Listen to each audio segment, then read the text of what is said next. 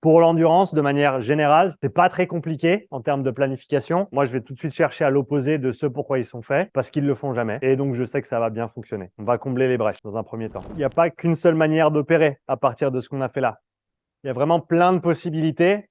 Après, c'est à nous aussi, en tant que coach, de décider comment est-ce qu'on va opérer selon ce qu'on voit sur le vélo. On a vu plusieurs cas où on avait des différences entre chaque palier qui, des fois, étaient plutôt linéaires, des fois, il y avait des grandes différences. Et donc, comme je disais, on peut choisir notre taux d'implication dans l'évaluation quand on est dans une phase éducative. C'est-à-dire que si la personne ne se connaît pas du tout et commence à bloc alors qu'elle devrait être à 1 sur 10, bah, on peut sortir notre échelle de RPE et dire, regarde, là, l'objectif, c'est 1. Donc, tu devrais ne pas sentir tes jambes, pouvoir lire de la poésie sans que je sache que tu es en train de faire un effort physique. Est-ce que c'est le cas? Ah non, ah ouais, bon, d'accord. Bah, bien, on va réduire un petit peu les watts, histoire d'essayer de le faire correctement. Ou alors, tu peux aussi laisser la personne aller toute seule au casse-pipe et essayer de tirer les conclusions après. Hein? C'est important quand tu fais l'évaluation complète sur les 10 paliers, d'essayer de vraiment rester complètement en retrait. C'est-à-dire que moi, quand je fais une évaluation, je ne vais pas te dire quoi que ce soit, je vais te poser des questions. Et je vais essayer de te poser des questions, si je t'en pose, qui n'induisent rien en termes de suggestions. Ce n'est pas à moi de te dire est-ce que c'était un 8 ou un 9. Non, c'est quel était ton ressenti. Parce que si moi, déjà, je te mets 8 et 9 dans la tête, on biaise le truc. Et comme je t'ai dit, au départ, dans une phase éducative, on peut, il n'y a pas de problème. Quand on évalue, après, on essaye de complètement rester en retrait. On est juste là pour collecter les informations. Quitte même sur un ressenti, parce que, encore une fois, c'est dur, hein, le ressenti, de se dire qu'est-ce que je ressens dans les jambes, qu'est-ce que je ressens au niveau global. Quitte à dire, bah écoute, donne-moi ta meilleure estimation maintenant.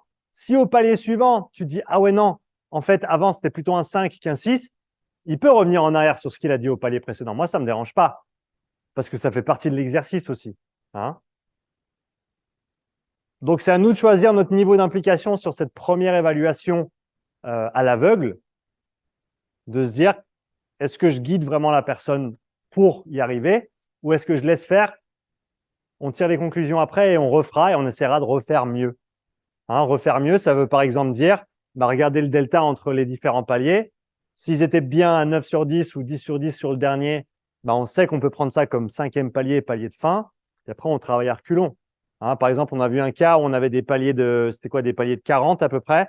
Et d'un coup, on avait un palier de 100 entre le 4e et le, non, même plus 130, entre le 4e et le 5e. Bah, un, il a commencé trop bas sur le premier palier. Et deux, bah, il faut peut-être qu'au lieu de faire des paliers de 40, puis tout d'un coup un palier de 100, 30, on commence un peu plus haut, puis qu'on fasse des paliers de 50. Et par la suite, quand on fait l'évaluation complète, on fera les paliers de 25. Mais encore une fois, ça, vous le verrez aussi sur les tabelles que je vous ai données sur les slides précédentes, sur par rapport au seuil 2, où est-ce qu'on va se trouver en termes de départ et incrémentation. Donc ça, c'est vraiment une première étape, plutôt éducative qu'autre chose. Mais si on a l'intention d'évaluer quelqu'un, ça peut déjà nous mettre sur la bonne voie pour, après un deuxième test peut-être un peu plus étalonné de notre part, c'est-à-dire que cette fois, c'est nous qui allons donner les watts parce qu'on sait ce qu'ils ont à peu près pu faire au ressenti. Donc, nous, on va essayer de maintenant structurer un petit peu tout ça. Bah, on peut être prêt sur une troisième séance de faire une évaluation complète s'il y a lieu de la faire. Hein, rien n'empêche de juste en refaire une, mais un peu plus structurée avec 5 paliers et de te dire, moi, ça me suffit et on va bosser avec ça. Tu as les fréquences cardiaques, tu as les fréquences cardiaques de récup, tu as les RPE à chaque palier.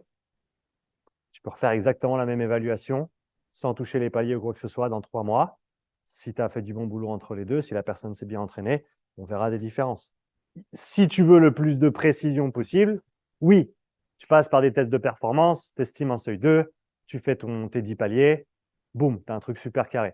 OK? Tout à fait. Tu veux prendre la voie un petit peu plus éducative, même pour quelqu'un qui aurait fait ses 3 et ses 12, rien ne t'empêche de faire ça. Hein. Mais encore une fois, ta séance éducative comme ça, elle dure une demi-heure à tout casser. Et ça peut déjà mettre les choses en perspective. Hein.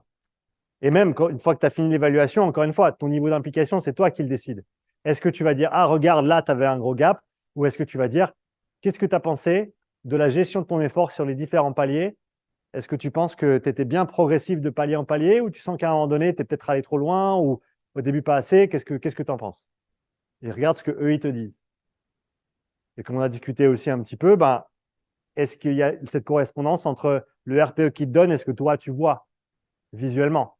S'ils te font encore des grandes phrases et qu'ils te disent 9 sur 10 respiratoire, bah, peut-être qu'il faut que tu les aides et que tu les accompagnes un petit peu en disant, regarde, sur l'échelle, tu vois que 9 sur 10, tu es proche de l'essoufflement complet. Donc, tu peux faire un mot à la fois peut-être, mais pas des grandes phrases. Hein. S'il te raconte sa vie 3 secondes après la fin du palier, il ne dit pas 9 sur 10 respiratoire. Et ça, c'est moi une des choses que j'essaie de faire avec l'évaluation aussi, c'est qu'on prend des mesures physio, on détermine des seuils, on détermine les priorités d'entraînement, mais vu qu'on prend aussi le ressenti sur chaque palier, je vais pouvoir te dire, ben, écoute, là, ton ressenti, il faut peut-être que tu le calibres un peu différemment. Parce que tu m'as dit que tu étais à 1 sur 10, mais tu vois qu'on a déjà dépassé le premier seuil.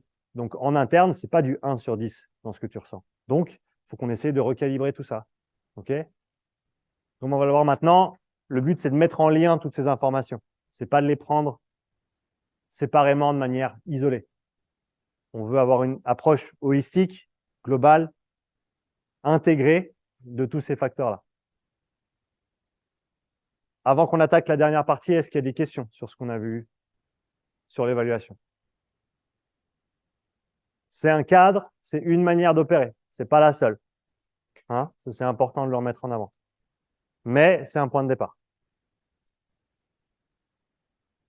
Entraînement, application pratique. Une manière d'opérer, hein, pas la seule. Débutant, plutôt commencer du bas et monter vers le haut en termes d'intensité. Encore une fois, ça dépend aussi de la personnalité, de leur tempérament, de leur volonté à se faire mal. Du mal, pas mal. Pour quelqu'un de déjà entraîné, moi, en général, je vais assez rapidement cibler les faiblesses. Les faiblesses, c'est en général ce pourquoi tu n'es pas fait de base. Donc, si tu es puissant, c'est de l'endurance. Si tu es endurance, c'est plutôt du haut du tableau en termes d'intensité. Ce pourquoi tu n'es pas fait de base, ce que tu n'aimes pas faire et ce que tu fais jamais. OK? Et à moins que tu évolues dans des cercles de sport d'endurance élite, une approche très, très simple de l'endurance suffit. Elle va suffire pendant plusieurs années même. Ah, les fameuses zones d'entraînement, on y arrive. On a bien compris cette notion de domaine d'intensité. Jusqu'à maintenant, je vous ai rabâché ça toute la journée, parce que ça, c'est ce qu'on peut mesurer au niveau physio. Ça existe. Les zones, techniquement, ça n'existe pas. C'est juste une manière de prescrire les entraînements. Et encore, ça, c'est un modèle de zone. C'est-à-dire qu'il y en a qui vont te dire, ouais, moi, j'utilise un modèle à 3 zones. Qu'est-ce qu'ils veulent dire? Ils veulent dire modéré, élevé, sévère. 3 zones. OK? Dès le moment où tu en as 5 ou plus, ça va se calquer à peu près comme ça. Les domaines sont descriptifs, les zones sont prescriptives. On prescrit les entraînements. Ça peut, ouais. Alors, pas nécessairement. Ça dépend après comment tu veux opérer. Mais oui, on peut utiliser les RPE pour ensuite déterminer les zones.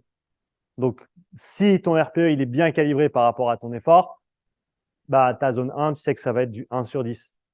Ta zone 2, ça va être peut-être entre 2 et 4 sur 10. Ta zone 3, ça va être en général entre 5 et 6, 5 et 7 sur 10. Ta zone 4, ça va être du 7, 8 sur 10. La zone 5, ça va invariablement être du 9, 10 sur 10. Après, comment tu départages ce domaine extrême, ça dépend un peu de ta discipline sportive. C'est-à-dire que si tu parles à un marathonien, il va te dire il y a 5 zones, puis après, il fait du travail de vitesse. Tu pourrais caler quelque part là-haut. Tu travailles avec des sports beaucoup plus courts et beaucoup plus intenses. J'ai vu jusqu'à 13 zones. Rien change jusqu'à la 5e. Par contre, quelle est ta segmentation du domaine extrême, du haut du tableau? Ben, ça va changer selon le nombre de différents types d'entraînement que tu vas faire dans ces intensités-là. Donc, tu peux avoir plus ou moins de détails selon la nécessité. Moi, j'en utilise 7 en général. Pas parce que c'est vrai, mais parce que ça me paraît cohérent comme approche. parce que j'ai un ou deux types d'entraînement qu'on va faire dans ces très, très hautes intensités. Mais encore une fois, pour peut-être un coureur de 1500, par exemple, bah, on va peut-être décortiquer ça en plusieurs zones encore, parce qu'il y a plein de séances différentes qu'on va faire à ces très hautes intensités. C'est possible.